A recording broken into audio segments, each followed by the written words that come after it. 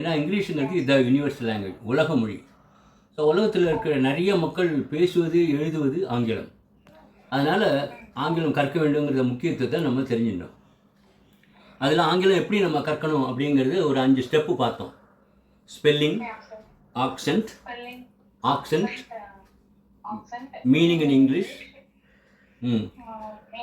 Tamil, writing a sentence using that word. அவ்வளோதான். இந்த 5 steps தெரிஞ்சால் நம்ம இங்கிலீஷ் தெரிஞ்ச மாதிரி. இப்போ நேற்றுக்கு ஒரு 30 வேர்ட்ஸ் நம்ம பார்த்தோம். ஒரு 30 வேர்டாக இருக்குன்னு நினைக்கிறேன். அட்லீஸ்ட் 20 குறையாமல் இருக்கும். ஞாபகம் இருக்கா? அதனுடைய ஸ்பெல்லிங் என்ன, ஆக்சென்ட் என்ன, மீனிங் என்ன, அது எப்படி நம்ம யூஸ் பண்ணுறது அப்படிங்கிறத பார்த்தோம். ஏன்னு கேட்டாக்க இங்கிலீஷை பொறுத்த வரைக்கும் எழுத்தை கூட்டி நம்மளால் படிக்க முடியாது. அதுதான் ஒரு இங்கிலீஷ் கஷ்டமான பாஷைன்னு சொல்கிறது. இங்கிலீஷ் இது டாங்கின்னு சொல்கிற காரணம் மட்டும் இல்லை, ரொம்ப வசதியாது. ஒவ்வொரு வேர்டும் ஒவ்வொரு மாதிரி உச்சரிக்கணும். அதுதான் அதில் ஒரு கஷ்டம். அது கற்றுட்டா நமக்கு ஈஸி. நம்ம நேற்று உதாரணம் பார்த்தோம். ஓவிஏஎல் ஓவல், ஓவிஎன் ஓவன் இல்லை, அவன். ஏன்னு கேட்க முடியாது. நிறைய வார்த்தைகள் டபுள் எல்ல வருது. கில், மில், ஸ்டில், ஹில் எல்லாம், ஹால், மால், டால். ஆனால் அன்டில் ஒரு எல். என்ன காரணம்? அதை சாஃப்டாக உச்சரிக்கணும். அன்டில்னு அழுத்தக்கூடாது, கில் அழுத்தணும். I am going to kill you. அங்கே முள்ள சொன்னால் அர்த்தம் இல்லை. I am going to kill you. இந்த ஆளு கீழே வேற மாதிரி இருக்கார், இவர் எப்படியா சாப்பிடுப்பார்னு நினைப்பாங்க. ஸோ அந்த வேர்டுடைய பவர், ஸ்ட்ரெஸ்ன்னு சொல்லுவாங்க, ஒரு அழுத்தம். அன்டில் அவளை அழுத்தக்கூடாது. Wait here until I come back. I love யூன்னு சொல்கிற மாதிரி சாஃப்டாக சொல்லணும். அதே டில் பாருங்கள், wait here till I come back, நான் வர வரைக்கும் இங்கேயே இரு. அதில் அந்த ஒரு அழுத்தம் இருக்குது. ஸோ அன்டிலுக்கு ஏன் ஒரு எல்ங்கிறத ஜஸ்டிஃபிகேஷன் பண்ணிடணும். ஏன் அதில் டபுள் எல் போடலை, மீதி எல்லா வார்த்தைகளுக்கும் 2 எல் இருக்குது, அதுக்கு என்ன காரணங்கிறது ஓரளவுக்கு நம்ம புரிஞ்சிடணும். அடுத்தது செல்ஃப் இன்ட்ரடக்ஷன். அதுதான் ரொம்ப முக்கியம் இங்கிலீஷை பொறுத்த வரைக்கும். இங்கிலீஷில் எந்த பாஷையை பொறுத்த வரைக்கும் நீங்கள் யாருங்கிறது சொல்லணும். அப்போ செல்ஃப் இன்ட்ரடக்ஷனில் நம்ம என்ன பண்ணுறோம்? கல்யாணம் ஆன பெண்ணை மிஸ்ஸஸ்ன்னு சொல்கிறோம். ஆனால் எல்லோரும் இவ்வளோ நாளாக எப்படி சொல்லிட்டு இருந்தோம்? மிஸ்ஸஸ்ன்னு சொன்னோம். கரெக்டாக? இது தப்பு. எப்படி சொல்லணும்? MISSIS. இது எப்படி படிக்கணுமோ அந்த மாதிரி படிக்கணும். ஸோ நீங்கள் இப்போ நேற்று நம்ம கற்றுனோம், நீங்கள் எப்படி ஒருத்தர் நீங்கள் இன்ட்ரடியூஸ் பண்ணிக்கிறதுன்னு. Suppose you are in a meeting or you are attending in interview, எப்படி இன்ட்ரடியூஸ் பண்ணுறது? சில பேர், சில இன்டர்வியூ ஆஃபீஸர்ஸ்லாம் அப்படின்னா, நான் நிறைய இன்டர்வியூ அட்டன் பண்ணியிருக்கேன். ஒவ்வொரு கேள்வியாக கேட்பாங்க. What is your name, where are you from, what's your age, அப்படி கேட்டுகிட்டே இருப்பாங்க. ஹவ் ஓல்ட் ஆர் யூ, அதெல்லாம் கேட்டுகிட்டே வருவாங்க. சில பேர் என்ன பண்ணுவாங்க, கண்ணை மூடிட்டு டெல் மீ அபவுட் யுவர் செல்ஃப்பாங்க, உன்னை பற்றி நீ சொல்லுன்னு. அப்போ அது எல்லாமே சொல்லணும். அது என்ன சொல்லணும்? உங்களை பொறுத்த வரைக்கும் என்ன சொல்லணும்? My name is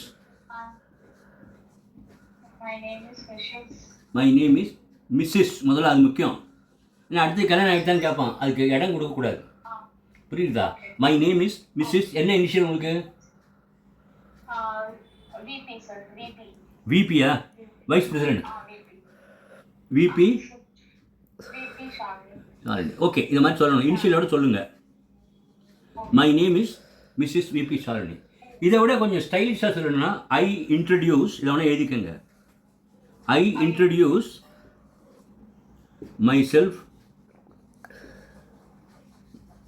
as Mrs VP Shalini. இது கொஞ்சம் ஒரு நளினம், அதாவது ஒரு அழகு.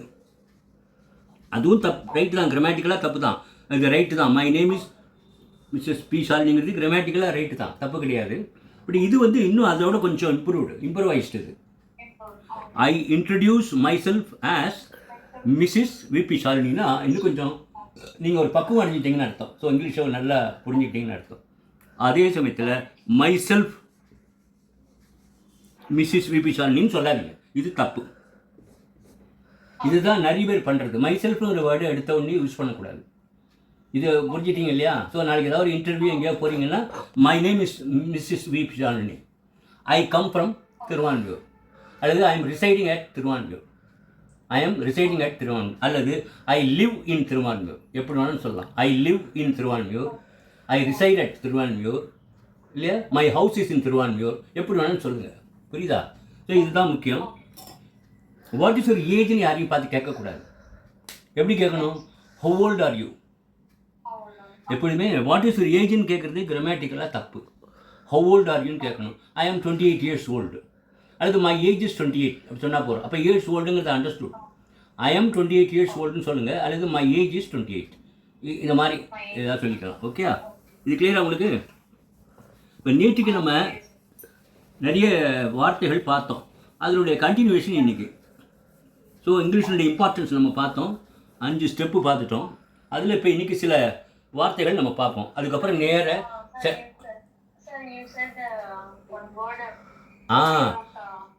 Animal, dead body of animal. Human being dead body வந்து காப்ஸ், CORPS. இதில் வந்து ஆறு கிடையாது, காப்ஸ்ன்னு தான் படிக்கணும். ஓகே, காப்ஸ்னால் என்ன? Dead body of a man or woman. ஒரு ஆணோ பெண்ணை இறந்து போயிட்டா அந்த பெண்ணத்துக்கு பேர் காப்ஸ். அனிமல் இறந்து போயிட்டா கர்காஸ், CARCASS. இது வந்து அனிமலுக்கு. சொல்லுங்கள், தெரிஞ்சுக்கிறது நல்லது. யாரும் உங்களை கேட்க போகிறது இல்லை. நாளைக்கு ஏதோ குழந்தை யாராவது கேட்டால் ஒரு அனிமல் இறந்து போயிடுச்சுன்னா அதுக்கு என்ன பேர்? கர்காஸ். இப்போ நீங்கள் வந்துட்டே இருக்கீங்க, வர வழியில் ஏதோ ஒரு நாய் இறந்து போயிடுது, ஏதோ ஒரு ஆக்சிடெண்ட்டில் கார் எவனோ மோதிட்டு போயிட்டான். நீங்கள் வந்து என்கிட்ட என்ன சொல்லுவீங்க? Sir, I saw the carcass of dog on the road. I saw எழுதவொன்னே எழுதிக்கிங்க. I saw the carcass of a dog on the road. Road sir, நான் வர வழியில், உங்கள் வீட்டுக்கு வர வழியில் ரோட்டில் ஒரு நாய் இறந்து கிடப்பதை பார்த்தேன். இதுதான் தமிழில் என்ன அர்த்தம்? ஒரு இறந்த நாயை நான் பார்த்தேன். சாதாரண உயிரோடு நாய் பார்க்குறது வேறு, இது இறந்து போன நாய், அதனால் கர்காஸ்ன்னு பேர். அது ஒன்றும் இல்லை, டெட் பாடி ஆஃப் டாக்னு அர்த்தம். அது ஒரு புதுமையான பேர் கொடுத்துருக்கான். புரியுதா உங்களுக்கு? காலையில் நான் டிஃபன் சாப்பிட்டீங்கன்னு சொன்னால் எனக்கு ஓரளவுக்கு புரியுது. பட் பர்டிகுலராக நான் இட்லி சாப்பிட்டீங்கன்னா நல்லா புரியுது இல்லையா? ஒரு ஐடியா வருது, ஓ இட்லினா அப்படி இருக்குங்கிற ஒரு ஐடியா வருது. ஸோ இது வந்து அது வந்து காமன், இது வந்து பர்டிகுலர். காலையில் டிஃபன் சாப்பிட்டேங்கிறது காமன், காலையில் இட்லி சாப்பிட்டேங்கிறது பர்டிகுலர். ஸோ பர்டிகுலர் சொன்னால் இன்னொருத்தருக்கு சந்தோஷம், ஓ அப்படியா காலையில் நீங்கள் இட்லி சாப்பிட்டீங்களா, வெரி குட். ஒரு நல்லா புரிகிற மாதிரி இருக்குது. நம்ம ஒன்றும் சாப்பிட போகிறது, அதனால் அது புரிஞ்சுக்கிறோம் ஒரு அர்த்தம். Okay, so this is okay. So இப்போ நீங்கள் அந்த வார்த்தை புரிஞ்சுக்கிட்டீங்களா? கர்காஸ் என்றால் dead body of an animal, ஒரு இறந்து போன மிருகத்தினுடைய பிணம் அப்படின்னு பேர். அப்புறம் இப்போ பாருங்கள், PORTABLE. POTABLE. இதெல்லாம் இங்கிலீஷில் ஹோமோன்னு சொல்லுவாங்க, ஹோமோஃபோன்ஸ் சொல்லுவாங்க. அதாவது ஒரு வீட்டை சேர்ந்தவங்க, இந்த ரெட்டை இருக்காங்க, அக்கா தங்க ஒரு வீட்டை சேர்ந்தவங்க இருக்காங்க இல்லையா, அப்பா அம்மா ஒன்றுங்கிற மாதிரி ஓரளவுக்கு பார்க்கறதுக்கு ஒன்றா இருப்பாங்க. இதனுடைய உச்சரிப்பு ஓரளவுக்கு ஒன்றா இருக்கும். இவங்களெல்லாம் இங்கிலீஷில் ஹோமோஃபோன்ஸ்னு பேர். ஹோம்னா வீடு, ஃபோன்னா சத்தம். ஒரே சத்தம் வரக்கூடிய சில வார்த்தைகள் இருக்குது. நம்ம நேற்றுக்கு பார்த்தோம், சன், வீக், அந்த மாதிரி.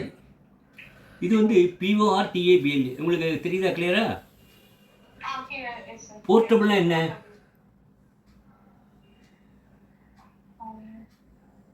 ஏன் அந்த சூட் கேஸ் என்கிட்ட கொடுக்குறாரு உங்கள் ஹஸ்பண்ட், இல்லை பரவாயில்லைங்க, இட் இஸ் ஈஸிலி போர்ட்டபிள்ங்கிறீங்க, என்ன அர்த்தம்?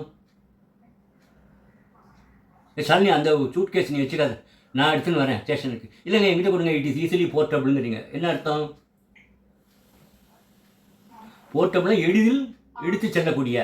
இது ஒன்றும் வெயிட் இல்லைங்க, நான் என் கையில் எடுத்துன்னு வந்துடுவேன், இதுக்காக போர்ட்டபிள் கூப்பிட வேண்டாம். ஸோ போர்ட்டபிள் என்றால் எளிதில் எடுத்து செல்லக்கூடிய. நான் கையில் தூக்கின்னு வந்துடுவேன், இது ஒன்றும் பெரிய வெயிட் இல்லை, நான் கூட தண்ணி எல்லாம் ரொப்பியிருக்கேன், இது ஒன்றும் பிரச்சனை கிடையாது. ஸோ எளிதில் எடுத்து செல்லக்கூடிய ஏதோ ஒரு பொருள், ஒரு ப்ரீஃப் கேஸோ, ஒரு குடமோ, ஒரு என்ன சொல்கிறது தவளையோ, ஏதோ ஒன்று, ஒரு டப்பு, ஏதோ ஒன்று சம்திங். ஸோ இது வந்து கேரி பண்ணுறது, கேரிங், ஈஸிலி கேரிங். ஆளை கூப்பிட வேண்டாம், கூலி கொடுக்க வேண்டாம், கையில் எடுத்து செல்லக்கூடிய ஏதோ ஒரு பொருள். சரி, இது போர்ட்டபிள். பாட்னா என்ன? பானை. ஏபிள்னா முடியும்னு அர்த்தம். அது பிரிக்கக்கூடாது, நான் சும்மா பிரித்து காட்டுறேன். போர்ட்டபிள்னா, சார் நீங்கள் ஃப்ளாட் புதுசாக வாங்கியிருக்கீங்களா? ஆமாம், திருவான்மூர் வாங்கியிருக்கேன். Do you have portable water there அப்படின்னா பானையில் தண்ணி இருக்கான்னு அர்த்தம் இல்லை, குடிக்கிற தண்ணி நல்லா இருக்கா. போர்ட்டபிள் வாட்டர் அப்படின்னா என்ன அர்த்தம்? உங்கள் திருவான்மூரில் உங்கள் ஃப்ளாட்டில் தண்ணி குடிக்கிற மாதிரி இருக்கா, இல்லைன்னா ஒரே உப்பு கறிக்குதா, நல்லா இருக்கா இல்லையா அப்படி சொல்லுங்கள். நீங்கள் என்ன சொல்லணும் இப்போ? Sir we have portable water in our area. Sir எங்கள் ஏரியாவில் நல்லா குடிக்கிற தண்ணி கிடைக்கும், ஒன்றும் தண்ணி பிரச்சனை கிடையாது. No water scarcity. ஸ்கேர்சிட்டினா பற்றாமை, இல்லாமல் போகிறது. ஸ்கேர்சிட்டினா தெரியுங்களா உங்களுக்கு? SCARCITY. ஸ்கேர்சிட்டினா என்ன? போகாமல் போகுது, இல்லாமல் இருக்கிறது. ஸ்கேர்சிட்டி கிடையாதுன்னா எங்களுக்கு இந்த தண்ணி பஞ்சம்லாம் கிடையாது sir. We have portable water. இப்போ எனக்கு தாகமாக இருக்குது, தண்ணி கிடைக்குமா இருக்குது, இந்தாங்க இது குடிங்க சார். ஐயோ இது என்னம்மா தண்ணி, எங்கள் வீட்டில் நல்லா சார் இது போர்ட்டபிள் வாட்டர் அப்படின்னா என்ன அர்த்தம்? பானையில் பிடிச்ச தண்ணின்னு அர்த்தம் இல்லை. போர்ட்டபிள்னா that you can easily drink, that you can safely drink. Sir பயப்படாமல் சாப்பிட்லாம், இது வந்து நல்ல குடிக்கிற தண்ணி அப்படின்னு அர்த்தம். So portable. நம்ம இங்கிலீஷ் எப்பவுமே இப்படி தான் கற்றுக்கணும். ஒரே சத்தமுள்ள வார்த்தைகளை நிறைய எடுத்துட்டு ஒன்றுக்கு ஒன்று எந்த வித்தியாசம். சன் வீக் இந்த மாதிரி எடுத்துக்கணும். ஃபாதர், ஃபர்தர், ஃபார்தர் இந்த மாதிரி வச்சுக்கணும். ஸ்டேஷ்னரி நம்ம அதெல்லாம் பார்த்தோம். ப்ரே பிஆர்ஏவை ப்ரேனா தொழுவது, கடவுளை தொழுவது. பிஆர்ஏவை ப்ரேனா என்ன? ஒரு வைல்டு அனிமலுடைய சாப்பாடு என்ன? இன்னொரு அனிமல். ஒரு tiger spray is a deer, tiger spray is a cow அல்லது பிக், ஏதோ ஒன்று. ஸோ வைல்டு அனிமல்ஸுடைய சாப்பாடு நம்ம ப்ரேன்னு சொல்கிறோம், பிஆர்இஒய். அது புரிஞ்சது இல்லை உங்களுக்கு? ஸோ இப்போது என்ன பண்ணணும், இன்ட்ரொடக்ஷனில் எந்த தப்பும் வரக்கூடாது. மை நேம் இஸ் மிஸ்ஸஸ்ன்னு சொல்லுங்கள். அது கொஞ்சம் கஷ்டமாக தான் இருக்கும். ஏன்னா இவ்வளோ நாளாக நம்ம மிஸ்ஸஸ் சொல்லியே பழகிட்டோம், தப்பான இங்கிலீஷை கற்றுக்கிட்டோம். இனிமேல் நம்ம சரியான இங்கிலீஷை பேசணும். மிஸ்ஸஸ்ன்னு சொல்லுங்கள். இன்னொன்று, இப்போ யாரோ நான் இருக்கேன்னா ஒரு ஆம்பளை பார்த்து நான் கேட்குறேன், what is your Mrs doing அப்படின்னு கேட்குறேன். What is your Mrs doing? இது கிளியராக புரியுதாம்மா? படிக்க முடியுதா? What is your Mrs doing? மிஸ்ஸஸ்ன்னு ஒன்றும் இல்லை, மிஸ்ட்ரஸ்ங்கிற வேர்டை சுருக்கிறோம். இப்போ எம்ஐஎஸ்டிஆர் மிஸ்டருங்கிற வார்த்தையை நம்ம எப்படி சுருக்கிறோம்? எம்ஆர்னு கொடுக்குறோம் இல்லையா? அந்த மாதிரி இருக்கா. எக்ஸாம்பிளில் ஈஜின்னு போடுறோம். இது எக்ஸாம்பிள் கிரேஷியான் வேறு ஃப்ரெஞ்சு வேர்டு. நம்ம மிஸ்டரை எம்ஆர்னு வைக்கிறோம். அதே மாதிரி மிஸ்ட்ரஸ்ங்கிற பேரை மிஸ்ஸஸ்ன்னு வைக்கிறோம். இப்போ இந்த கேள்வி பாருங்கள், வாட் இஸ் யுவர் மிஸ்ஸஸ் டூயிங்னு நான் கேட்குறேன். நான் கேட்டேன்னா அது பெரிய தப்பான கேள்வி, அது இங்கிலீஷே கிடையாது. ஏன் இப்படி? நான் என்ன ஐடியாவில் கேட்குறேன் சொல்லுங்கள் பார்க்கலாம். ஒரு ஆணை பார்த்து what is your Mrs doing, உங்கள் ஹஸ்பண்டையே நான் பார்க்குறேன், மிஸ்டர் பட்டாபனம்னா அவர் நான் பார்க்குறேன். Sir what is your Mrs டூயிங்னா அவர் என்ன நினச்சிப்பார், என்ன அர்த்தம் எடுத்துப்பார் சொல்லுங்கள்?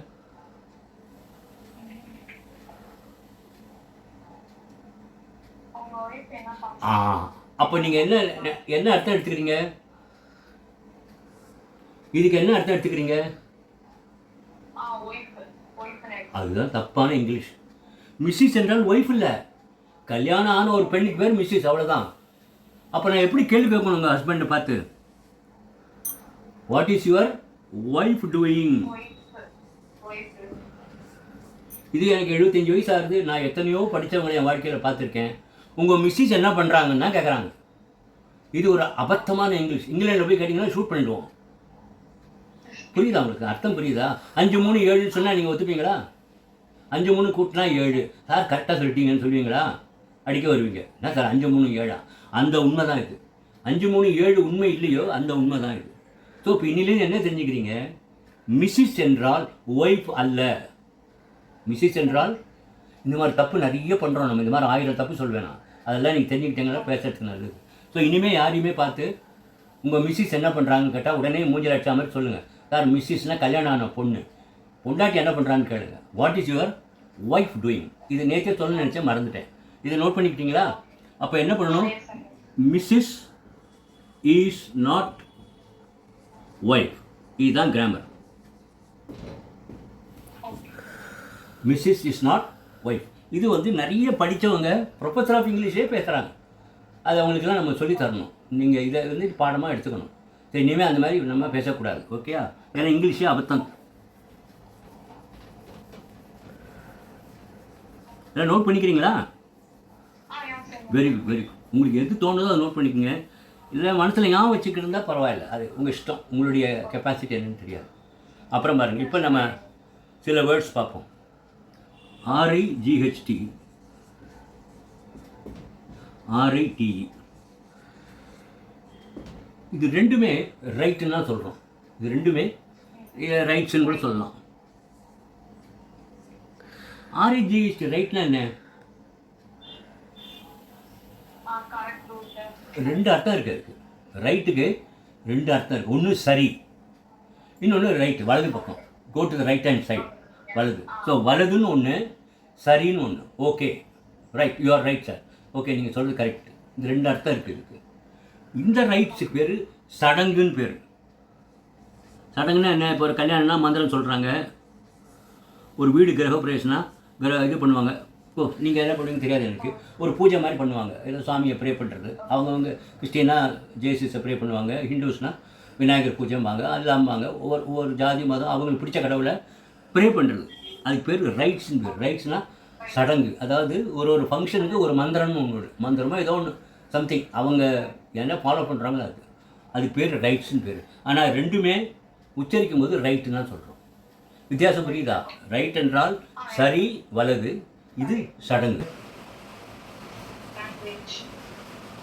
லாங்குவேஜ் வி இருக்காங்க,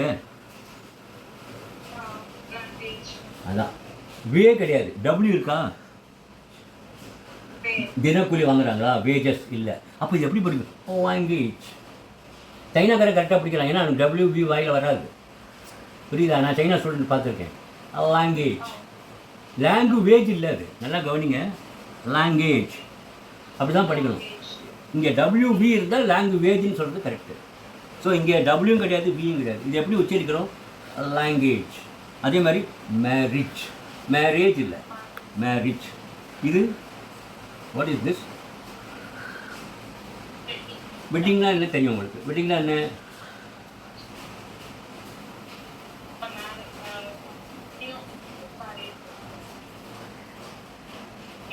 இப்போ நீங்கள் ஒரு கல்யாணத்துக்கு போயிட்டு வரீங்க, ஏதோ கவரில் ரூபாய் ஏதோ கொடுத்து வரீங்க.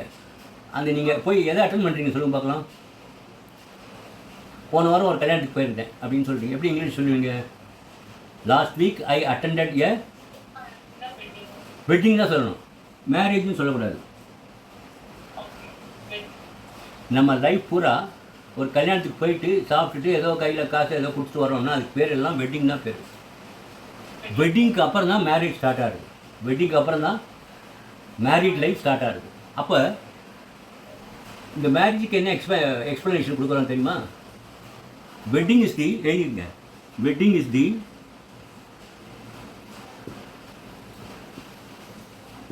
ரிச்சுவல்ஸ் and practices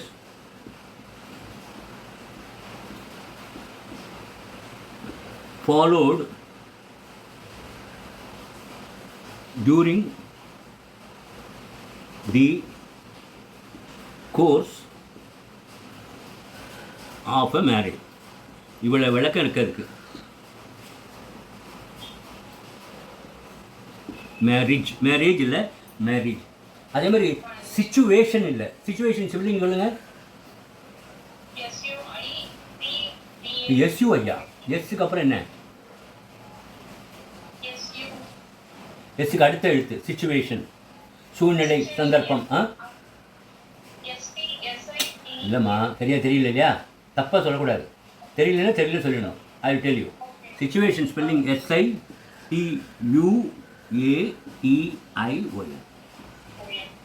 இதை சிச்சுவேஷன் படிக்கக்கூடாது. ஏன்னா இங்கேயும் VW இருக்கா? இருந்தால் வேன்னு சொல்லலாம். வே, WAY, வேனா வழின்னு சொல்கிற மாதிரி. இது எப்படி படிக்கிறோம்? சிச்சுவேஷன் சொல்லுங்கள். வே இல்லை, ஏஷன். அப்படி தான் படிக்கணும். அத்தை சிச்சுவேஷன் அதுதான் வச்சுருக்கான் வெள்ளக்காரன். அங்கே ஏன் WV போடலன்னா வேடிட்டு அவன் போடல. இதை ரொம்ப அழுத்தாத, சிம்பிளாக சொல். லாங்குவேஜ், மேரேஜ், சிச்சுவேஷன் அப்படி சொல்லணும். வேஷன் கிடையாது, வேஷம் போடுறதுனா ஆகிடும். சிச்சுவேஷன் புரியுதா உங்களுக்கு? சிச்சுவேஷனாக என்ன? ஒரு சூழ்நிலை, சந்தர்ப்பம். சிச்சுவேஷன் சரியாக அமையலை சார், அதனால தான் நான் போகல பாம்பேக்கு அப்படிங்கிறோம். The situation was not good. The situation was not good. That the reason why I didn't go to Bombay. அதனால தான் நான் பாம்பே போகல. ஏதோ ஒரு சூழ்நிலை சரியில்லை, சர்க்கம்ஸ்டான்ஸ்னு சொல்கிறோம். ஒரு சூழ்நிலை, சந்தர்ப்பம் சரியாக அமையவில்லை, அதனால் நான் போகல. இப்போ வெட்டிங்க்கு விளக்கம் புரிஞ்சு போச்சா? Wedding is the rituals and practices followed during the course of a marriage. Bombay போகிறதுக்கு ட்ரெயினில் உட்காந்துருக்கீங்க. நைட்டு 9 மணிக்கு கிளம்ப போகுது சென்ட்ரல்லேருந்து பாம்பேக்கு. அடுத்த நாள் தான் ரீச் ஆக போகிறீங்க. நீங்கள் எங்கிட்ட ஃபோனில் நைட்டு ஐ ஹவ் ரீச்டு பாம்பேன்னு சொல்ல முடியுமா? சொல்லுவீங்களா? ஏன் சொல்ல மாட்டீங்க?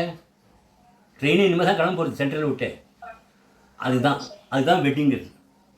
அப்போ நீங்கள் மேரேஜுங்கிற இடத்துக்கு போகிறீங்க, அதாவது பாம்பேக்கு போகிறீங்க. அப்போ உங்கள் ட்ராவலுக்கு பேர் தான் வெட்டிங். புரியுதா? நம்ம என்ன தப்பு பண்ணுறோன்னு.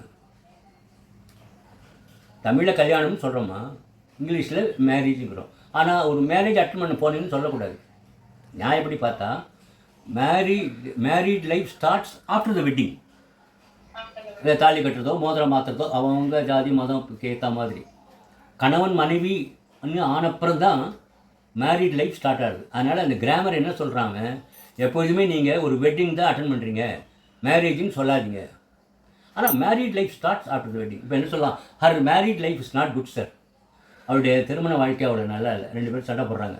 அது கரெக்டு, ஏன்னா கல்யாணம் ஆகிடுது, வெட்டிங் இஸ் ஓவர். அதுக்கப்புறம் இந்த மேரீட் லைஃப் ஸ்டார்ட்ஸ். ஸோ அதனால தான் அவங்க என்ன சொல்கிறாங்க, விளக்க சொல்கிறான், wedding is the rituals and practice. ரிச்சுவல்ஸ்னால் என்ன, அந்த ரைட்ஸ், சடங்குகள், அதுக்கு உண்டான மந்திரம், அது என்ன உண்டோ ஜாதி மதத்துக்கு ஏற்ற மாதிரி. ப்ராக்டிசஸ், பழக்க வழக்கங்கள், கையில் வளையல் போடுறதோ, இப்போ பூ வைக்கிறதோ, பின்னுறதோ, ஏதோ ஒன்று, மேக்கப் போடுறதோ, ஏதோ ஒன்று followed during the course of a marriage. மேரேஜுங்கிற அந்த மைல்கல்லை அடையிறதுக்கு, பாம்பேக்கு போகிறதுக்கு சென்ட்ரல் ஸ்டேஷனில் ட்ரெயினில் உட்காந்துருக்கீங்க, டிக்கெட் வாங்கிட்டு. ட்ரெயின் இனிமேல் தான் கிளம்ப போகிறது, வெட்டிங் ஆரம்பிக்குது. அப்படியே முடிஞ்சு கல்யாணம் முடிஞ்சிடுது, வெட்டிங் ஓவர், பாம்பேக்கு ரீச் ஆகிட்டீங்க. அப்போ உங்கள் லைஃப் என்ன ஆகுது, மேரீட் லைஃப் ஸ்டார்ட்ஸ். புரியுதா? இப்போ நீங்கள் இனிமேல் என்ன சொல்லுவீங்க, அடுத்த வாரம் நான் ஒரு வெட்டிங் அட்டன் பண்ண போகிறேன்னு சொல்லுங்கள். நான் ஒரு மேரேஜுக்கு போகிறேன்னு சொல்லாதீங்க. தப்பு கிடையாது, ஆனால் தப்பு தான். புரியுதா? தப்பு கிடையாது. ஏன்னா தமிழில் திருமணம் தான் இருக்குது, கல்யாணம்னு இருக்குது. இங்கிலீஷில் 2ஆக பிரிக்கிறோம். நம்ம தமிழ் சொல்கிறோம், என்கேஜ்மெண்ட் சொல்கிறோம், நிச்சயதார்த்தம்னு சொல்கிறோம், அப்புறம் கல்யாணம் வரும். அதே மாதிரி தான் இருக்குது. ஸோ இனிமேல் you are never attending any marriage in your life. இப்போ போய் சாப்பிட்டு வர்றது என்ன, இட் இஸ் வெட்டிங். புரியுதா? இந்த கான்செப்டை நல்லா புரிஞ்சுக்குங்க. ஏன்னா நிறைய பேர் பண்ணுற தப்பு தான். ஏன்னா நமக்கு அந்த வார்த்தையை சரியாக சொல்லி கெடுக்கலை. அதனால் நம்ம என்ன பண்ணுறோம், மேரேஜுங்கிறோம். இப்போ are you clear with this? Okay. அப்புறம் பாருங்கள், அடுத்தது ஸ்டேஷ்னரி நேற்று பார்த்தோம் இல்லையா, பார்த்தோம். இப்போ அடுத்தது பாருங்கள், ஆர்இ. இப்படி தான் ஒவ்வொரு வேர்டாக கற்றுக்கணும் இங்கிலீஷ். அப்புறம் தான் நம்ம சென்டென்ஸு பேசுறது கிடையாதுன்னு போகலாம்.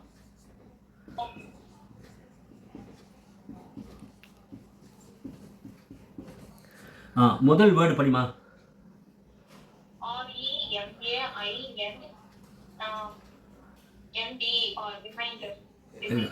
அடுத்தது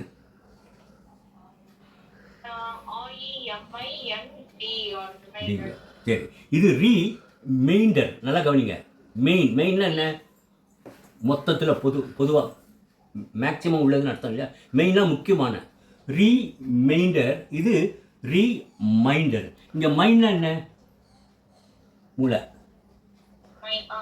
அம்மா நாளைக்கு நான் 5 மணிக்கு எழுந்துக்கணும், அலாம் வச்சு என்னை கொஞ்சம் ரிமைண்ட் பண்ணு. யூ வேக் மீ அப்புங்கிறீங்க அம்மாவை. You wake me up, you remind me.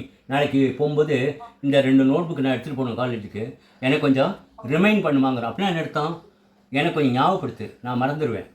அம்மா கரெக்டாக சொல்லிடுவா, போகும்போது அந்த நோட் புக் எடுத்துன்னு போகணும். ஸோ ரிமைண்டர்னா என்ன, மைண்டு சம்மந்தப்பட்டது, ஞாபகப்படுத்துவது. இது தமிழ் என்ன, ஞாபகப்படுத்துவது.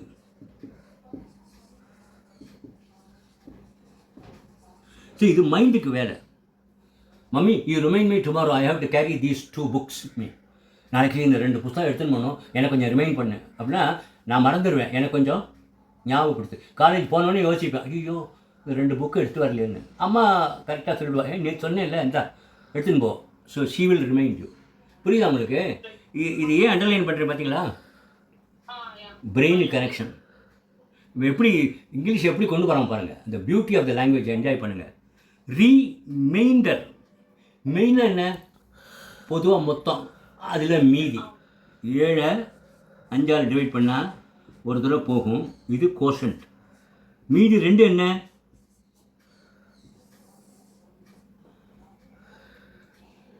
எக்ஸாம்பிள் 7 5ஆல் டிவைட் பண்ணுறோம், ஒரு தடவை போகும் கோஷன்ட், மீதி எவ்வளவு 2. இந்த 2ங்கிறது ரீமெயிண்டர்.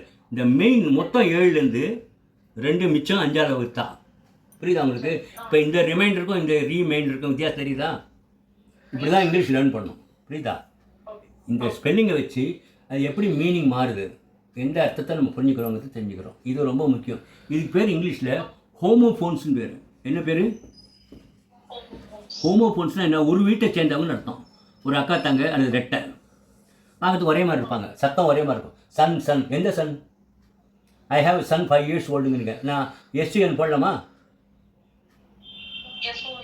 ஏன் போடக்கூடாது எஸ்யூஎன்?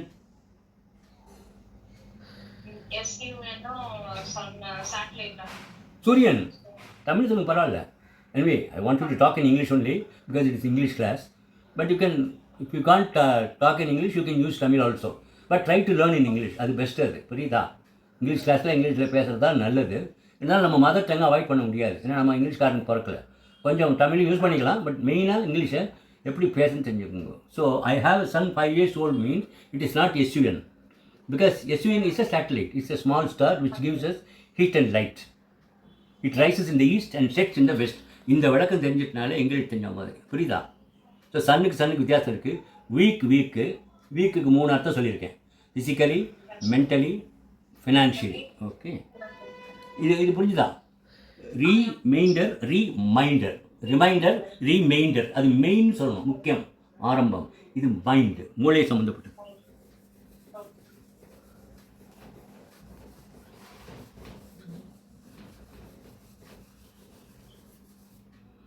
அடுத்தது பாருங்கள், ஸ்டேஷனரி சேர்த்து பார்த்தோம். அப்புறம் QUIET.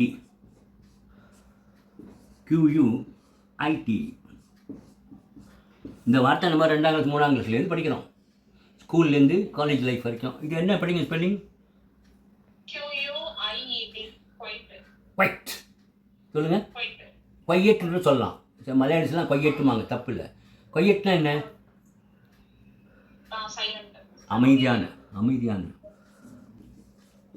அமைதி. இது குவைட். அழுத்தணும் கொஞ்சம். குவைட் அப்படின்னா என்ன? இப்போ ஸ்கூலுக்கு போகிறீங்க, அவங்க சன்னு படிக்கிறாரு, டீச்சர்கிட்ட போய் கேட்குறீங்க, I am Ram is my son. வாங்க மேடம், என்ன ஒன்று உங்களுக்கு என்ன தெரிஞ்சுக்க போகிறீங்க? How is my son? He's quite all right அப்படிங்கிறாங்க டீச்சர். அப்படின்னா என்ன அர்த்தம்? உங்கள் பையனை பற்றி கவலைப்படாதீங்க, நல்லா படிக்கிறான் பையன், he is quite all right. இது குவைட், இது கொய்யட். இது என்ன? பர்ஃபெக்ட்னு சொல்லலாம், அல்லது ஆல் ரைட், நோ ப்ராப்ளம்னு அர்த்தம். No problem. இது ரெண்டுக்கும் வித்தியாசம் தெரியுதா? இது கொய்யட், அமைதியான. Your son is a very quiet boy. அது தெரியும் மேடம், எங்கள் வீட்டில் கூட அவன் ரொம்ப கெலட்டாலாம் பண்ண மாட்டான், ரொம்ப குவைட்டாக இருப்பான். How is it studies? எனக்கு அதுதானே முக்கியம். அவன் சாதுவாக இருந்து எனக்கு சாதிக்க போகிறது இல்லை, படிப்பில் எப்படி இருக்கான்? He is quite all right. So 2 விதமாக சொல்கிறாங்க உங்கள் டீச்சர். பையனை பற்றி என்ன சொல்கிறாங்க? Your son Ram is a very quiet boy. அப்படியா? ரொம்ப அமைதியான பையன், வாலாட்ட மாட்டான், எல்லா குழந்தையோட ரொம்ப. மற்ற பசங்களாம் கெலாட்டா பொண்ணு அடிப்பாங்க, இவன் சமத்தா மாட்டுக்கு இருக்கான்.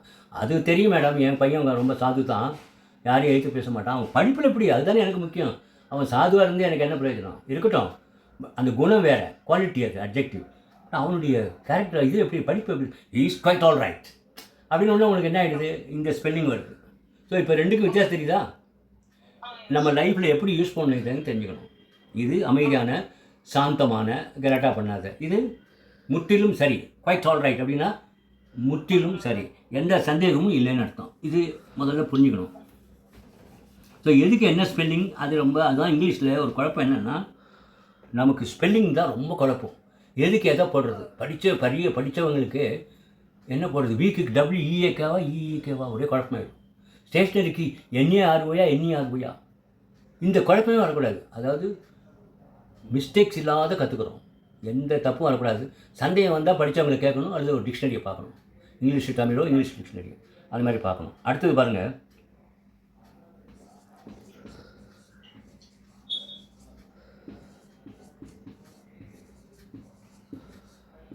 இதுவும் 2 பேரும் ஹோமோஃபோன் தான், ஒரு வீட்டை சேர்ந்தவங்கன்னு அர்த்தம். அக்கா தங்கன்னு வச்சுக்கோங்களேன், ஒரு அப்பா அம்மாவுக்கு பிறந்தா 2 குழந்தைங்க. இது STORY. ஸ்டோரினா என்ன? கதை, டேல், TALE. டேல்னா கதைம்பாங்க. டேல் ஆஃப் 2 சிட்டிஸ் எல்லாம் படிச்சிருப்பீங்க ஸ்கூல்ல, காலேஜில். இதுவும் ஸ்டோரி தான். இங்கிலீஷில் ஒரு குழப்பம் என்னென்னா, நிறைய ரெட்ட வார்த்தைகள் ஒரே உச்சரிப்பாக இருக்கும். வீக் ஏதாவது வித்தியாசம் இருக்கா? சன்னுக்கு வித்தியாசம் இல்லை. ஸ்டேஷ்னரிக்கு வித்தியாசம் இருக்கா? வித்தியாசம் எங்கே இருக்குது?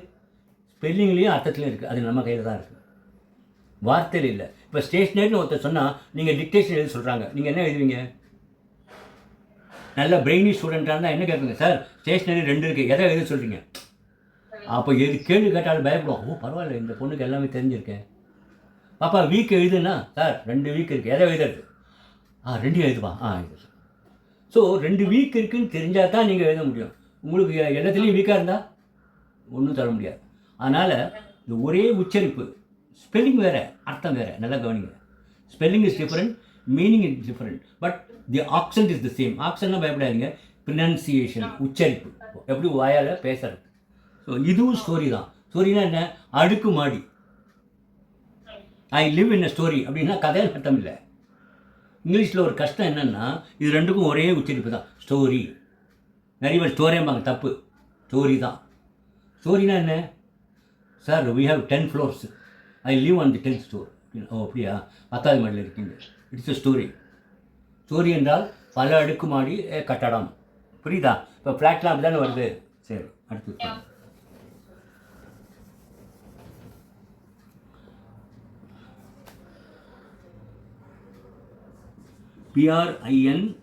PRINCIPAL. PRINCIPL. இந்த 2 வேர்ட்ஸ் இருக்குது இங்கிலீஷில். இது நிறைய பேர் குழப்பம். நிறைய படித்தவங்களுக்கு இந்த 2 வேர்டு குழப்பமாக இருக்கும். சரியாக தெரிஞ்சுட்டா ஒன்றும் பிரச்சனையே இல்லை. இது பாருங்கள், இது என்ன? இது படிங்க பார்க்கலாம்.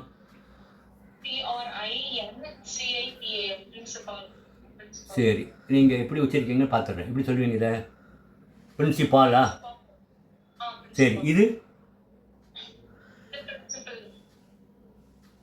ரெண்டுமே ஒரே உச்சரிப்பு தான், சேம் ப்ரொனன்சியேஷன். 2க்கும் வித்தியாசமே கிடையாது. வீக் சன் மாதிரி தான். பிரின்சிபல் தான் ரெண்டுமே பிரின்சிபல் தான். சில பேர் என்ன பண்ணுவாங்க, இது ஆம்பளை பொம்பளை இல்லையா, வாத்தியார் பெரிய தலைமை ஆசிரியர் பிரின்சிபால்வாங்க.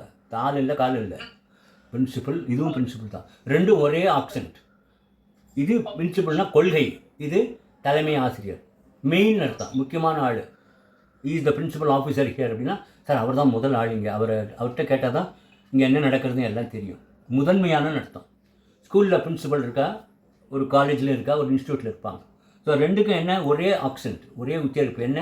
பிரின்சிபல். பால்னு சொல்ல வேண்டாம், புரியுதா? பிரின்சிபல், அவ்வளோதான். நம்ம அர்த்தம் புரிஞ்சுக்கணும். Mr Ram is our school பிரின்சிபல்னால் எதை எழுதுவீங்க? ஃபஸ்ட்டு. வெரி குட், அவ்வளோதான். இதாமல் இங்கிலீஷ். அந்த பயம் சந்தேகம் வரக்கூடாது. சார் இதுதான் அடித்து பேசணும், 5-3 கூட்டினா 8 சார், அவ்வளோதான். சந்தேகமாக வரக்கூடாது. சந்தேகம் வந்தால் இங்கிலீஷில் நம்மளை பயமுறுத்தும்.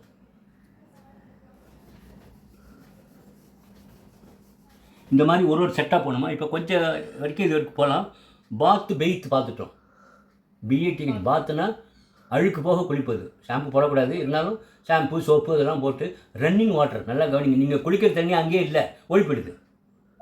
So you are taking bath in running water.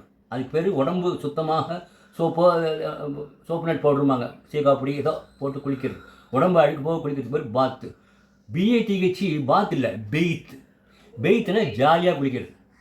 உடம்பு அழுக்கு போகலை, சும்மா அப்படி ஒரு ஜாலியாக போயிட்டு ஸ்விம்மிங் பூலில் டமால் குதிக்கிறது, அது கிணத்துல குதிக்கிறது, ரிவரில்.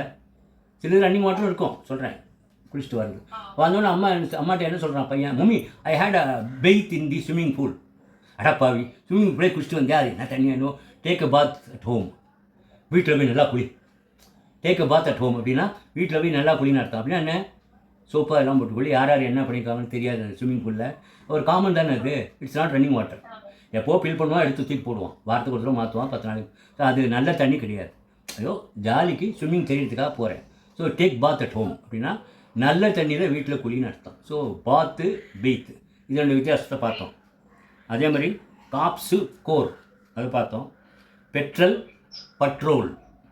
இனிமேல் நம்ம பெட்ரோல்னு சொல்லக்கூடாது, பெட்ரோல், பட்ரோல்னா போலீஸ். அடுத்தது பாருங்கள், CANON, CANNON. இங்கிலீஷினுடைய ஒரு கஷ்டம் என்னென்னா, நிறைய வார்த்தைகள் ஒரே உச்சரிப்புனா என்ன? வாயில் பேசுகிறது ஒரே ஒன்றாமல் இருக்கும். ரெண்டுமே கேனன் தான். என்ன வித்தியாசம்? இது கேனன் கேள்விப்பட்டிருக்கீங்களா? கேள்விப்படல. இது கேனன்? சரி வேண்டாம். இந்த ஏர்போர்ட் வழியாக வரும்போது கிண்டியில் ஆர்மி ஆஃபீஸ் ஒன்று இருக்க இடம் தெரியுமா? தாம்பரத்துலேருந்து வரும்போது அங்கே என்னமோ நிறுத்தி வச்சுருப்பாங்களே, என்ன நிறுத்திருப்பாங்க? ஒரு ஆர்மி இடம் இருக்கு. இல்லைம்மா, தாம்பரத்துலேருந்து வரீங்க, லெஃப்ட் சைடில் பார்க்கும்போது ஒரு ஆர்மி ஆஃபீஸ் இருக்கும் பெருசாக, ஏதோ 2 நிறுத்தி வச்சுருப்பான். வாரில் யூஸ் பண்ணுவாங்க, வாரில். அதுக்கு என்ன பேரு தமிழ்லேயே சொல்லுங்கள். பாப்பா, வெரி குட். இதுதான் அது.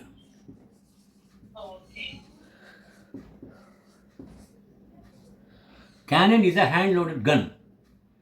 கையால் அழுத்தக்கூடிய ஒரு மிஷின் கன் அது. கேனன்கிறது பீரங்கி. தமிழில் என்ன சொல்லப்போனால் பீரங்கி. பீரங்கி பார்க்கணுன்னா நீங்கள் எங்கேயும் கஷ்டப்பட வேண்டாம். அந்த ஜிஎஸ்டி ரோட்டில் கிண்டியில் போயின்னா பார்க்கலாம். மெயின் ரோட்லேயே ஆர்மி ஆஃபீஸ்க்கு முன்னாடி நிறுத்தி வச்சுருப்பான். அதை தான் யூஸ் பண்ணுறாங்க, வாரில் யூஸ் பண்ணுறது பீரங்கி. ஹேண்ட் லோடட் கன்னு பேர் இதுக்கு. அது ஒரு மிஷின் பீரங்கி. இந்த கேனன் சட்டம்னு அர்த்தம்.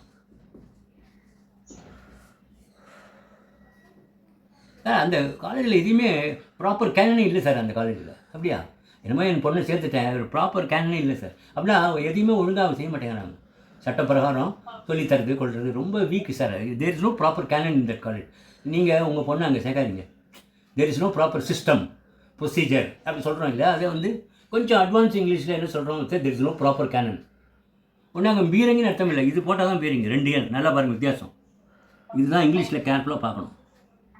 ஸோ ஒரு எண் போட்டால் சட்டம், அதாவது ஒழுங்குமுறை, ஒரு ப்ராப்பராக எப்படி செய்யறதுங்கிறது, விதிமுறை எப்படினாலும் சொல்லிக்கலாம் சார். ஒவ்வொரு நேரத்தில் அதை எப்படினாலும் யூஸ் பண்ணிக்கலாம். பட் கேனனுக்கு ஒரே அர்த்தம், ஹேண்ட் லோடட் கன். ஆர்மியில் யூஸ் பண்ணக்கூடிய ஒரு என்ன சொல்கிறது, துப்பாக்கி. அது துப்பாக்கியோட பெருசாக இருக்கும். வெயிட் அப்படியே ரோலர் மாதிரி தள்ளி வருவாங்க. சக்கு நிறைய சினிமாவில் பார்த்துருக்கலாம். 1001 எம்ஜிஆர் படத்துலாம் வரும் அது.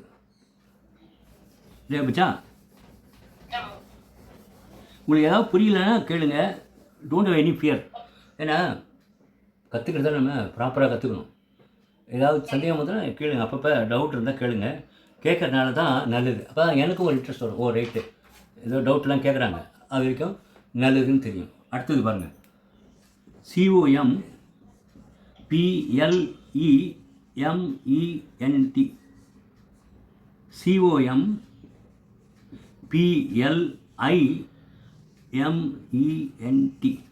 இது பாருங்கள், LELI. 2 எப்படி படிப்பீங்க? காம்ப்ளிமெண்ட் தான். இதில் ஒன்றும் வித்தியாசம் இல்லை. இது வந்து ஹோமோஃபோன், ஒரு வீட்டை சேர்ந்து அக்கா தங்க கிட்டத்தட்ட ஒன்றா இருப்பாங்க. காம்ப்ளிமெண்ட் ரெட்டைன்னு எடுத்துங்களேன், ட்வின்ஸ், அந்த மாதிரி அர்த்தம் அது. இப்போ COMPLE வந்தால் என்ன, LI வந்தால் என்ன? உங்களுக்கு தெரிஞ்ச இங்கிலீஷ் தெரியும், சொல்லுங்க பார்க்கலாம். நீங்கள் படிச்சிருக்கீங்க இல்லையா?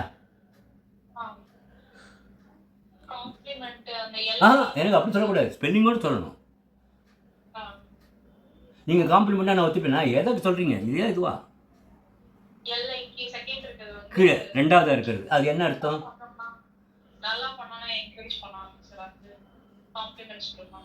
சரி, ஊக்கத்தொகைன்னு அர்த்தமா? பரிசா, கிஃப்டா?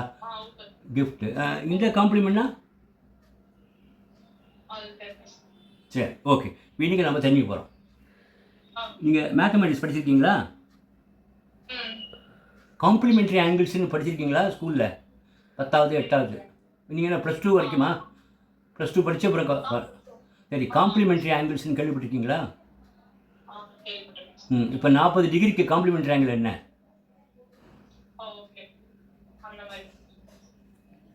இந்த மாதிரி 40 டிகிரி நான் சொல்கிறேன், அதனுடைய காம்ப்ளிமெண்ட்ரி ஆங்கிள் என்ன?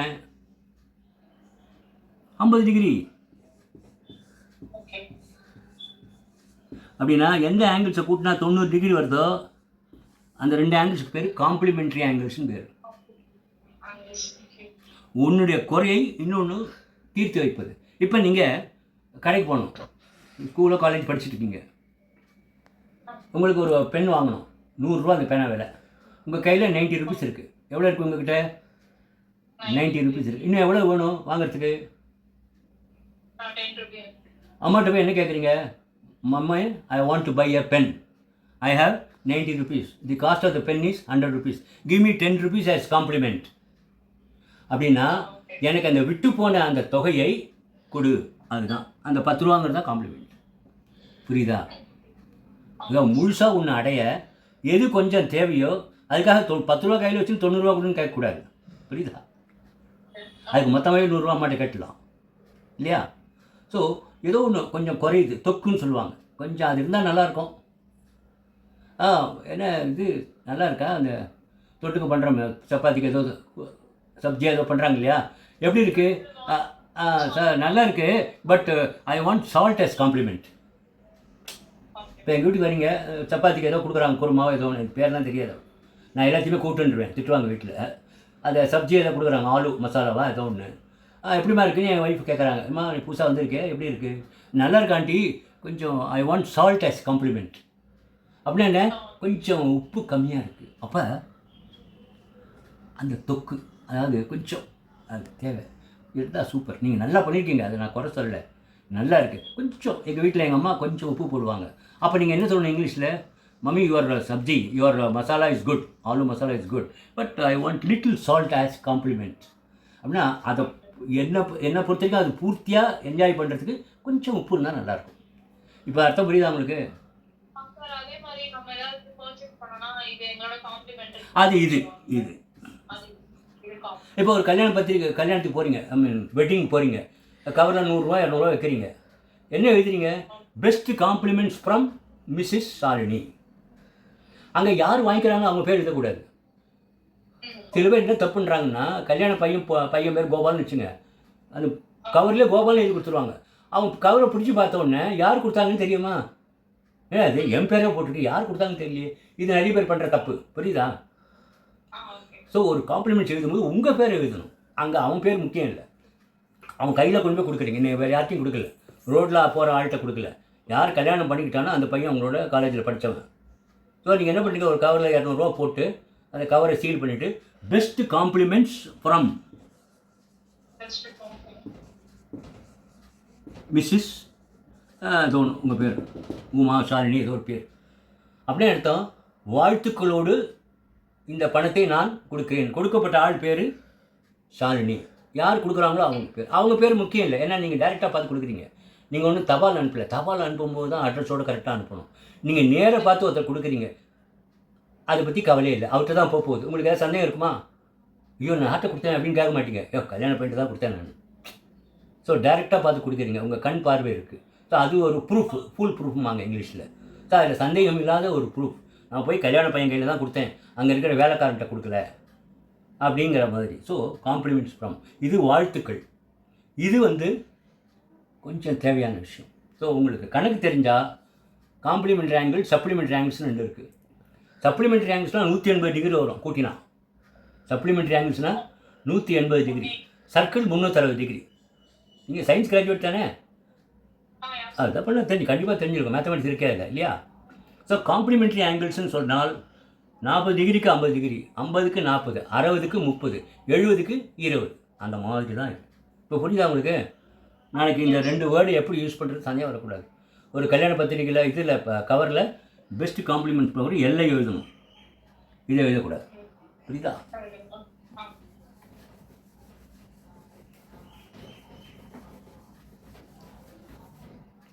அப்புறம் பாருங்க, சரி, இது நிறைய பேர் பண்ணுற தப்பு. இங்கே பாருங்க, இது நான் நிறைய ஸ்கூல் காலேஜஸில் நான் பார்க்குறது உண்டு.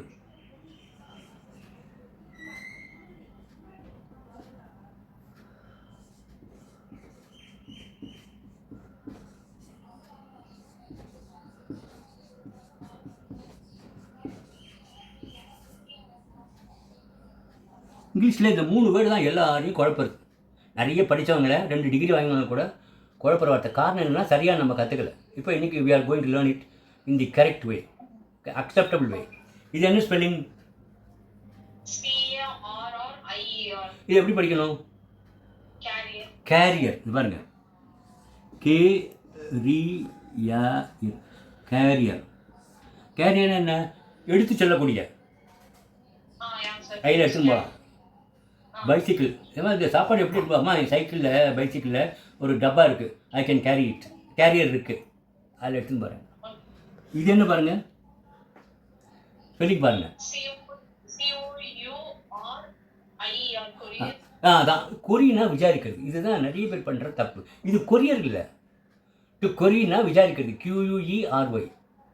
ஐ வாண்ட் டு கொரி சம்திங்னா, சார் நான் விசாரிக்கணும், ராமன் தெரு எங்கே இருக்குது இந்த இடத்துல திருவான்மையூரில் அப்படின்னு கேட்குறேன். அந்த மாதிரி அது வந்து என்கொயரியில் வர கொரி. இது கொரி இல்லை, கூரியர். சொல்லுங்கள், கூரியர். தமிழ் தெரியுதா? கூரியர் சொல்லுங்கள். குக்கூ அப்படி சொல்கிறோம் இல்லையா, கக்கு பேர்ட், கூ, அதான் கூரியர். புரியுதா? இனிமேல் கொரியர்னு சொல்லாதீங்க, கூரியர். அடுத்தது வெரி குட், இது நல்லா தெரிஞ்சுக்கிட்டீங்க. கரியர்னா என்ன? கருப்பாக இருக்கிறதா?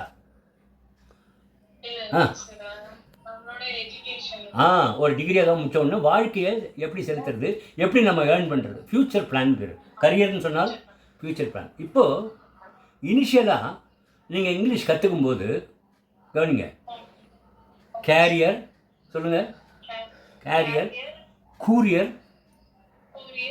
கரியர். இப்போ என்ன மாதிரி வயசாகிடுது, உங்களுக்கு இங்கிலீஷ் எக்ஸ்பீரியன்ஸ் ஆகிடுது, ஸ்கூல் டீச்சர்லேருந்து லெக்சர்லேருந்து இப்போ ப்ரொஃபஸர் ஆஃப் இங்கிலீஷ் வந்துட்டீங்க. எங்கேருந்து வந்துட்டீங்க? ஸ்கூலில் ஏபிசிடி கற்றுண்டு, காலேஜ்லேயும் சென்டென்ஸ்லாம் முடிச்சுட்டு, லெக்சராக இருந்துட்டு இப்போ ப்ரொஃபஸர் ஆஃப் இங்கிலீஷ் வந்துட்டீங்க. வயசாகிடுச்சு உங்களுக்கு. அப்போ நாள் ஆக ஆக இந்த வார்த்தையினுடைய கடைசி எழுத்து தேவையில்லை. நல்லா கவனிங்க. இப்போ என்ன கேட்டிங்கன்னா, இது எப்படி படிப்பேன்? Carrier, courier, career. ஆறு இல்லாமல் இருக்குது. ஆறு. இது என்ன? தம்பு இல்லை, பி இருக்குது, அதுக்காக இல்லாமல் இல்லை, ஸ்பெல்லிங்கில் இருக்குது, உச்சரிப்பில் இல்லை, மறைஞ்சிருக்கு. அது வந்து மறைஞ்சு இருக்குது. அது மாதிரி உங்களுக்கு இது எக்ஸ்பீரியன்ஸ் ஆக ஆக இதை கேரியர்னு சொல்ல வேண்டாம், கேரியர், கூரியர், கரியர், கரியர். இப்போ நீங்கள் ஆரம்ப செய்தியில் இருக்கிறதுனால நீங்கள் கேரியர், கூரியர், கரியர்னு சொல்லுங்கள், தப்பு இல்லை. எக்ஸ்பீரியன்ஸ் ஆக ஆக உங்களுக்குன்னு ஒரு ஸ்டைல் வந்துருக்கு இல்லையா, அது நாள் ஆக ஆக ஒரு கான்ஃபிடென்ஸ், நானும் நல்லா இங்கிலீஷ் பேசுவேன், பயம் கிடையாதுன்னு ஒரு தைரியம் வந்தவொடனே என்ன பண்ணுங்க, வாட் அபவுட் யுவர் கூரியர் அப்படின்னு நான் கேட்பேன். What about your courier? என்ன கூரியவா, இன்னும் ஒன்றும் புரியல அப்படின்னு. அது கூரியர்னு சொல்கிறேன். இது நீங்கள் நாள் ஆக ஆக அந்த மாதிரி உச்சரிக்கலாம். ஆனால் ஸ்பெல்லிங் எழுதும்போது நான் எழுதினாலும் சரி, நீங்கள் எழுதினாலும் சரி, வெள்ளைக்காரர் எழுதினாலும் சரி, இந்த ஆறு இருக்குது. புரியுதா? இது புரியுதா உங்களுக்கு? ஸோ இனிமேல் தப்பு நினைக்கிறேன், கொரின்னு சொல்லாதீங்க. அம்மா கூரியர் ஆஃபீஸ், கூரியர் வந்திருக்கு, நமக்கு கூரியர் வந்திருக்கு. அம்மா என்னப்பா கொரிம்பாங்க. நீங்கள் சரி கரெக்டாக சொல்லணும், குழந்தையா இருந்தால் கூட. அம்மா கூரியர் பார்சல் வந்திருக்கு, இதை பாரு நான் வாங்கிட்டு வரேன். புரியுதா? ஓகே.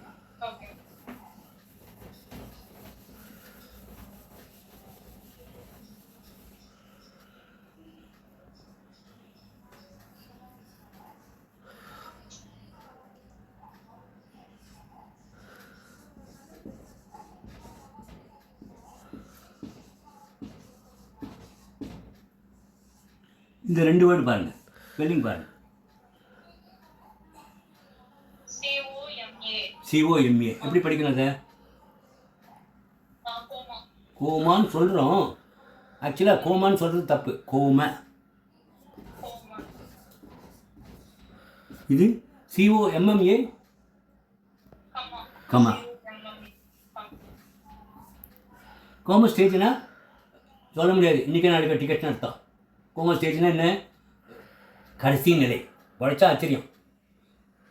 சார் அவங்க கொஞ்சம் கோமா ஸ்டேஜில் இருக்காங்கன்னா, மூச்சு வச்சு திணறாங்க, எப்போ வேணாலும் சொந்தக்காரங்கெல்லாம் சொல்லிடுங்கன்னு சொல்லிடுவோம் டாக்டர். கரெக்டாக? கோமா. COMMAனா கமானா என்ன?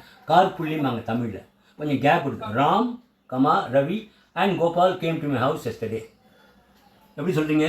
Ram, Ravi and Gopal came to my house yesterday.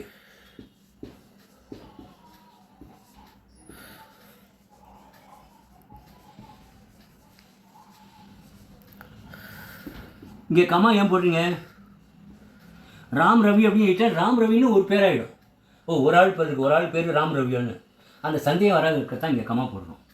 அண்டுக்கு முன்னால் கமா தேவையில்லை. ஏன்னா அண்டே கமாவை சேர்ந்தது, கமாவை உள்ளடக்கியது தான் அண்டு. அப்போ எத்தனை பேர் எங்கள் வீட்டுக்கு வந்திருக்கா நேற்றுக்கு? அவ்வளோதான், 1 2 3. ஸோ இதுதான் கமா. இது ஒரு ஜோக்கு மாதிரி சொல்லுவாங்க. இது ரெண்டையும் சேர்த்து எப்படி சொல்லுவாங்க? சார் எங்கள் இங்கிலீஷ் டீச்சர் இருக்காங்க, பிரேமான் பேர். ஆமாம், என்னாச்சு? அவங்க நம்ம எழுதும்போது கமா விட்டுட்டா அவங்க கோமா ஸ்டேஜுக்கு போயிடுவாங்க. அப்படின்னா என்ன, இங்கிலீஷ் மேலே அவ்வளோ லவ் அந்த அம்மாவுக்கு. நாங்கள் கமா விட்டுட்டா அந்த அம்மா கோமா ஸ்டேஜில் போயிடுவாங்க. அப்படின்னா என்ன அர்த்தம்? சும்மா ஒரு ஜோக்கு. அது ரெண்டும் புரியறதுக்காக. If I leave a comma in my writing, my teacher, English teacher will go to a coma. அப்படின்னா என்ன அர்த்தம்? அவ்வளவு லவ் அவங்களுக்கு இங்கிலீஷ் மேலே. நம்ம ஒரு தப்பு பண்ணிட்டா அந்த அம்மாவுக்கு மயக்கமே வந்துடும் அப்படின்னு ஒரு இது ரெண்டையும் சேர்த்து ஒரு சென்டென்ஸ் சொல்லுவாங்க. If I leave a comma, my English teacher will go to a coma. இப்போ உங்களுக்கு புரியுதா ரெண்டையும் எப்படி சென்டென்ஸில் யூஸ் பண்ணுறோம்? ஸோ நம்ம ஒரு கமா விட்டுட்டா எங்கள் இங்கிலீஷ் டீச்சருக்கு கோபம் வராது, கோமா ஸ்டேஜுக்கு போயிடுவாங்க, மயக்கம் மட்டும் ஊற்றுறாங்க. அப்புறம் தண்ணி தெளித்து எழுப்பணும்.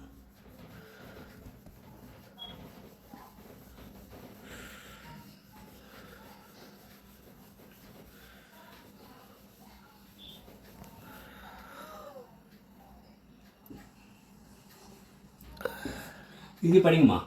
இது நம்ம வாழ்க்கையில் அதிகமாக உபயோகப்படுத்தக்கூடிய வார்த்தை. ஸ்கூல் பீப்புளாக இருக்கட்டும், காலேஜ் ஸ்டூடெண்ட்டாக இருக்கட்டும், ஆஃபீஸ் கோயர்ஸாக இருக்கட்டும். Xerox copy. இது ரைட்டா? இதில் என்ன இருக்குது தப்பு சொல்லுங்க பார்க்கலாம். சரி, கொஞ்சம் கஷ்டம்தான் அது. ஆனால் எல்லா இடத்துலையும் போர்டு இப்படி தான் வச்சுருக்கான். ஜெராக்ஸ் ஒரு A4 சைஸ் காப்பி 2 ரூபா 1 ரூபா அப்படின்னு எழுதியிருப்பான். சரி, இது என்ன தப்புன்னு கேட்டிங்கன்னா, ஜெராக்ஸ் லிமிடெட் அப்படின்னு ஒரு கம்பெனி அமெரிக்காவில் இருக்குது. அந்த கம்பெனி பேர் என்ன? Xerox limited. இவங்க தயார் பண்ணுற மிஷின் பேர் ஃபோட்டோ காப்பியர் மிஷின் பேர். இவங்க தயார் பண்ணுற மிஷினுக்கு பேர் என்ன? Photo copier machine. எம்ஆர்சின்னா மிஷின். ஸோ இவங்க தயார் பண்ணுற பேர் கேனன், போகன், இந்த மாதிரி நிறைய நேம்ஸ் இருக்குது ஒவ்வொரு பேராக, துஷிபா அந்த மாதிரி. ஸோ ஃபோட்டோ காப்பியர் மிஷின் தயார் பண்ணுற அந்த கம்பெனிக்கு பேர் ஜெராக்ஸ் லிமிடெட். அப்போ நம்ம ஒவ்வொரு இடத்துலையும் போய் ஜெராக்ஸ் எடுக்கலை, ஃபோட்டோ காப்பியும் எடுக்கிறோம். நம்ம என்ன எடுக்கிறோம்? ஃபோட்டோ காப்பி எடுக்கிறோம். நம்ம இந்தியாவில் என்ன பண்ணிட்டோம்? ஜெராக்ஸ் லிமிடெட்ங்கிற கம்பெனிலேருந்து வரதுனால அதுலேருந்து எடுக்கக்கூடிய காப்பியே ஜெராக்ஸ் காப்பின்னு சொல்லிட்டோம். தப்பாக புரியுதா? யாரோ ஒருத்தர் நம்மளை தப்பாக சொல்லி கொடுத்துட்டாங்க இங்கிலீஷில். நம்மளும் என்ன பண்ணுறோம்? ஜெராக்ஸ் காப்பிங்கிறோம். ஸோ உண்மையிலே எப்படி சொல்லணும்? கரெக்ட் இங்கிலீஷ் என்ன? Photo copy.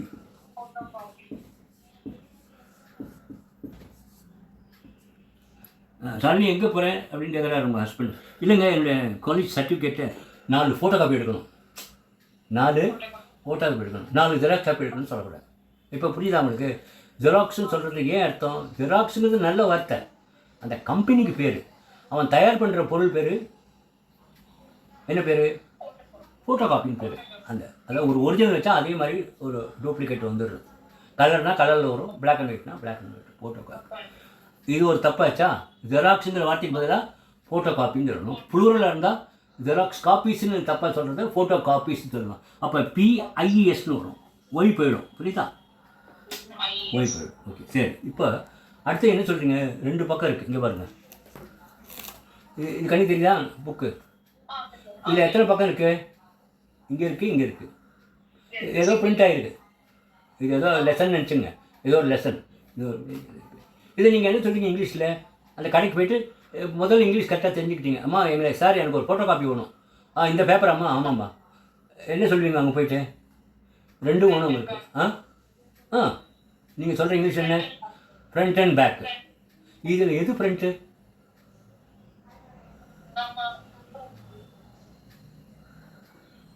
இப்போ உங்கள் வீட்டுக்கு புக்கு மேகசின் ஏதாவது வருதா?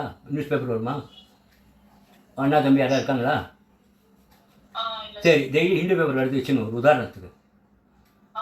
இந்த மாதிரி வயசான ஆள், உங்கள் அப்பாவோ தாத்தாவோ, அவர் என்ன பண்ணுவார்? ஃபஸ்ட்டு பேஜை பார்ப்பார்.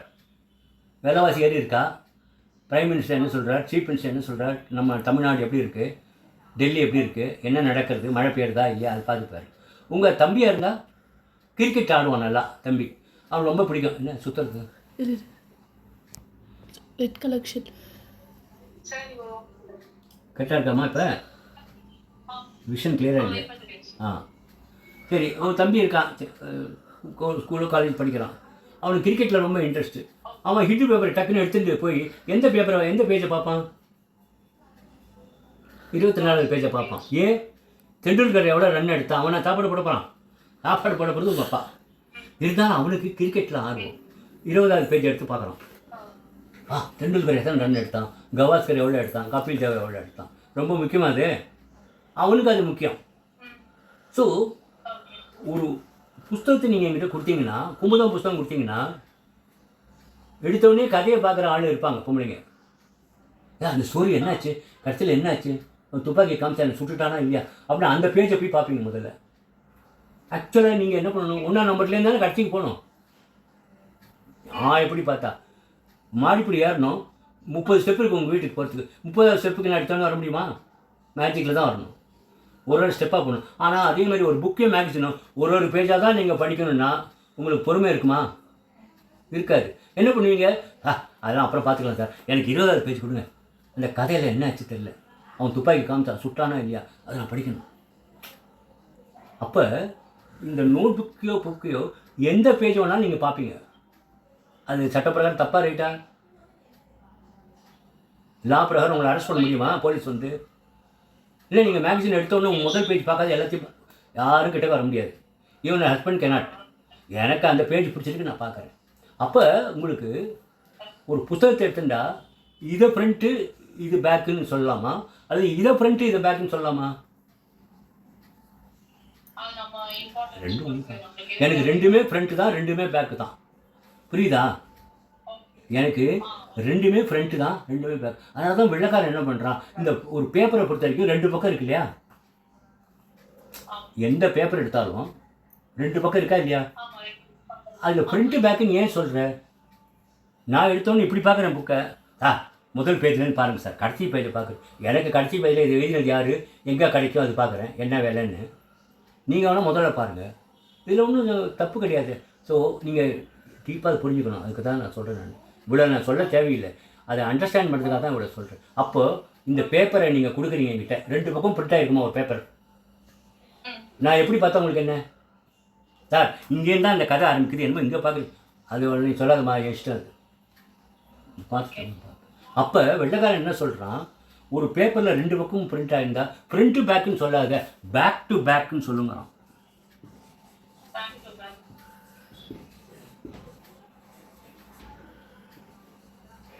இங்கிலீஷ் மாதிரி ஒரு சூப்பர் லாங்குவேஜ் வேர்ல்டுலேயே கிடையாதுமா. காரணம் என்னென்னா, ஒவ்வொன்றையும் அனலைஸ் பண்ணி அவன் செய்கிறான். புரியுதா? இப்போ உங்கள்கிட்ட ரூபா நோட்டு இருக்குது, ஏதோ காயின் இருக்குது, ஃப்ரண்ட்டு பேக்குன்னு சொல்ல முடியுமா? ஏதோ ரூபா நோட்டை பாருங்களேன் கையில் இருந்தால், அது காயின், அது எது ஃப்ரண்ட்டு எது பேக்கு? என் இஷ்டம், நான் இப்படியும் பார்ப்பேன் அப்படியும் பார்ப்பேன். என்ன இந்த பக்கமும் 50 ரூபான்னு இருக்குது, அந்த பக்கமும் 50 ரூபா இருக்குது. ஆனால் எல்லோரும் என்ன சொல்லுவாங்க, சார் காந்தி போட்டது தான் ஃப்ரண்ட்டு சார், இது பேக்கு. எனக்கு அது ஃப்ரண்ட்டு இது பேக்கு. ஏதாவது ரூபா நோட்டை இப்படி தான் வச்சுக்கணும் ஏதாவது அர்த்தம் உண்டா? நான் இப்படி வச்சுப்பேன். எதாவது திட்டுவாங்களா?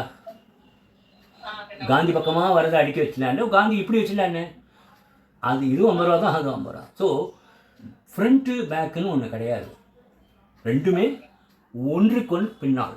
So photo copy back to back, இது ரொம்ப முக்கியமான கிராமர்மா. நிறைய இடங்களில் நிறைய பேர் பண்ணுற தப்பு என்ன. ஸோ கடைக்கு போனீங்கன்னா, சார் ஒரு ஃபோட்டோ காப்பி கொடுங்க, கலராக பிளாக் அண்ட் ஒயிட்டா? நீங்கள் கொடுக்குறது கலர்னால் கலர் ஒன்றா கலர்னு சொல்லலாம். இல்லை பிளாக் அண்ட் ஒயிட்டே கொடுங்க சார், ஃப்ரண்ட் அண்ட் பேக். ஆமாம் சார் அப்படி சொல்லாதீங்க, நீங்கள் சொல்லணும். இப்போ நான் எடுக்கிறேன் இல்லை ஃபோட்டோ காப்பி, அந்த ஆள் படிக்காதவர் தான், ஆனால் நான் போயிட்டா பேக் டு பேக்கான்னு கேட்பார். காரணம் நான் சொல்லி தருவேன், பயப்பட மாட்டேன். அதெல்லாம் அங்கே இருக்கிறவெல்லாம் நிறைய பேர் அப்படியே பார்ப்பாங்க. ஆமாம் சார் நீங்கள் சொல்கிறது கரெக்ட் தான். ஸோ நிறைய பேருக்கு அது இன்டெரக்டாக நான் சொல்லி கொடுத்துருக்கேன். ஃப்ரண்ட் அண்ட் பேக்குன்னு சொல்லாதீங்க, நம்ம என்ன சொல்லணும், பேக் டு பேக். நீ எதை வேணாலும் பேக்குன்னு எடுத்துக்கோ, பிக்சர் பிரச்சனையே கிடையாது. புரியுதா உங்களுக்கு? இது ரொம்ப முக்கியமானது. You have to learn it in life. ஓ நீ டைம் ரொம்ப ஆகிடுச்சா? சரி, I think you will be much tired. என்ன ஆர் யூ ஃபெட்டிட் நவ்? டயர்டாக இருக்கா ரொம்ப? சரி, வீல் வைண்ட் அப் டுடே.